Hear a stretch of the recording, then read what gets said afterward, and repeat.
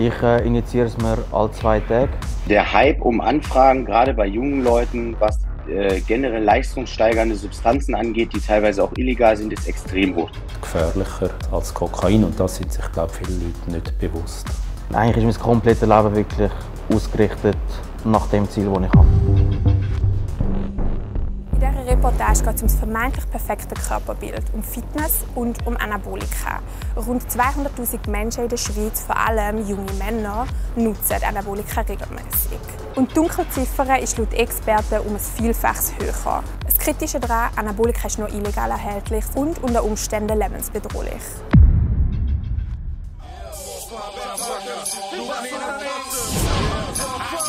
Yeah, yeah. Anabolika, Anabolika, yeah, yeah. Anabolika, Anabolika. Ich treffe heute Leni. Er ist 24 und macht seit rund 2 Jahren aktiv Bodybuilding.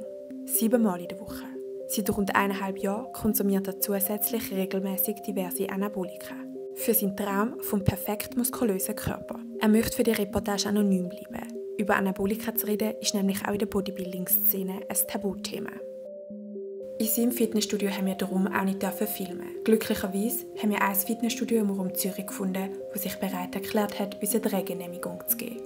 Um so über das heikle Thema zu berichten und um die Aufklärung und die damit verbundenen Gefahren von Anabolika voranzutreiben.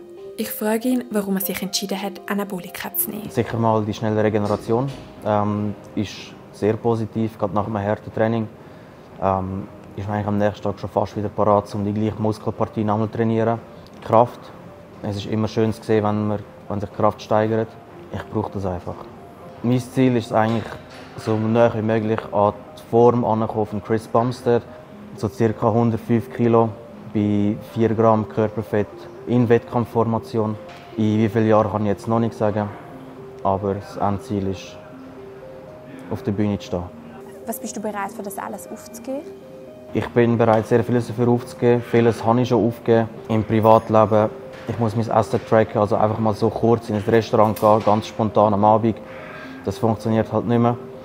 Wenn ich in die Ferien gehe, dann muss halt das Gym in der Nähe sein, damit ich trainieren kann. Meine Familie ist sicher nicht begeistert davon. Schlussendlich lassen sie sich einfach mein Ding machen. Die Kollegen habe ich keine, die habe ich alle. Kontakt habe ich abgebrochen, weil ich mit dem Lifestyle von ihnen nicht mehr klargekommen bin, jedes Wochenende Party machen. Und ich für meinen Sport wirklich 100% Fokus brauche. Eigentlich ist mein komplettes Leben wirklich ausgerichtet nach dem Ziel, das ich habe. Wie viel Mal injizierst du dir selber Anabolika oder in welchem Zeitraum konsumierst du das? Ich injiziere es mir alle 2 Tage, eine gewisse Anzahl an Milligramm. Im Moment habe ich Testosteron Enantat, habe Drostanolon und Arimidex drin. Anabolika ist ein Überbegriff für anabole Steroide. Anabolika sind synthetische, also künstliche Versionen von Testosteron, einem männlichen Sexualhormon. Sie fördern das Muskelwachstum, Kraft und Leistungsfähigkeit. Anabolika kann aber auch unzählige Nebenwirkungen haben. Jemand, der das ganz genau weiss, ist Philipp Bruckmann. Er ist Chefarzt für Innere Medizin in einer suchtmedizinischen Institution in Zürich. Wie gefährlich ist Anabolika? Das kann nebst unangenehmen Sachen sein, wie zum Beispiel, dass man Akne bekommt, dass man Haarausfall bekommt, also Glatze hat, oder dass man impotent wird oder die Hoden schrumpfen. Kann es aber auch gefährliche Nebenwirkungen haben, insbesondere am Herz. Der Herzmuskel kann sich vergrößern, die Leber kann entzünden und Schaden nehmen, die Nieren kann Probleme machen. Es können auch verschiedene Krebsarten, insbesondere Prostatakrebs, entstehen. Also da kann man letztendlich auch daran sterben an diesen Folgen. Wenn man das zum Beispiel vergleicht mit anderen Substanzen, die auch abhängig machen und auch illegal sind, also zum Beispiel Kokain, würde ich sagen, ist Anabolika gefährlicher. Oder?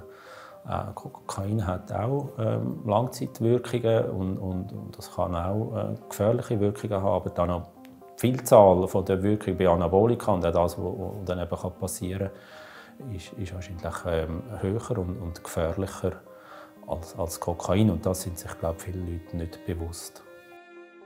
Der Leni sagt mir, dass er sich sehr wohl bewusst ist, dass Nebenwirkungen auftreten können. Einige nimmt er auch in Kauf, wie beispielsweise, dass durch den Konsum von Anabolika seine Hoden schrumpfen oder Akne auftritt. Um gravierende Nebenwirkungen frühzeitig zu erkennen, lässt er sich aber regelmäßig seine Blutwerte testen. Wir dürfen ihn begleiten. Wenn Sie bedenken, dass etwas nicht gut könnte sein? Dass meine Leberwerte und meine Nierenwerte total am Arsch sind. Darum mache ich es auch, um zu schauen, wie ich dagegen wirken kann, wie es aussieht im Körper. Weil selber hineinschauen kann man nicht. Und spüren tut man es meistens erst, wenn es spät ist. Ich bin ja noch jung, ich will noch ein Zeitchen leben. Zusätzlich lässt er sich auch durch einen Bodybuilding- und Anabolika-Coach beraten. Also ich schicke das Blutbild einmal am Coach. Und beim letzten Mal war das Cholesterin viel zu niedrig. Also eigentlich schon im dunkelroten Bereich. Er schaut das einmal auch an, tut dann an das auch die Ernährung anpassen, tut anhand von dem auch die Supplementierung anpassen und je nachdem halt auch die leistungssteigenden Substanzen. Ich schreibe Leni seinen Coach für ein Interview an, den Jan Saffe. Er ist ein bekannter YouTuber, Profi-Bodybuilder und hat selber ein Coaching-Programm, in dem er neben den Ernährungs- und Fitnessplänen auch Anabolika-Coachings macht. Ich frage ihn, wie groß der Hype um Beratungen zu Anabolika ist. Also der Hype um Anfragen, gerade bei jungen Leuten, was generell leistungssteigernde Substanzen angeht, die teilweise auch illegal sind, ist extrem hoch. Ich kriege mit Sicherheit jeden Tag 20 bis 50 Nachrichten von Menschen, die in dieser Richtung eine Frage haben. Wenn jemand zu mir kommt und sagt, ich möchte das und das Ziel erreichen und es ist natural nicht machbar, dann müssen wir natürlich auch so ehrlich sein, das kommunizieren, miteinander besprechen. Und wenn der sagt, ich gehe diesen Weg, dann ist es meine Aufgabe, ihn da so gesund wie möglich durchzuleiten. Ich frage ihn, ob es für ihn ein ethischer Konflikt ist, Ratschläge zu illegalen Substanzen zu geben. Grundsätzlich bin ich jemand, der sagt, wenn du die Scheiße machst, und der wird sie machen. Weil machen tun die Leute das sowieso, ob ich denen jetzt sage oder nicht. Es kommt ja die intrinsische Motivation, einen Stoff zu benutzen, der einen besser macht, ist so enorm hoch. Und wenn das einmal im Kopf ist, dann wird auch das nicht mehr aus dem Kopf rauszubekommen sein. Und die Gefahr, es dann falsch zu machen, ist deutlich höher als die Gefahr davon, dass ich jemandem sage, wie es richtig geht. Weil wenn man immer nur den Kopf davor verschließt, dann wird auf jeden Fall die Dunkelziffer der Probleme hochgehen, weil die Leute das sowieso machen. Und deswegen finde ich das ethisch überhaupt nicht verwerflich.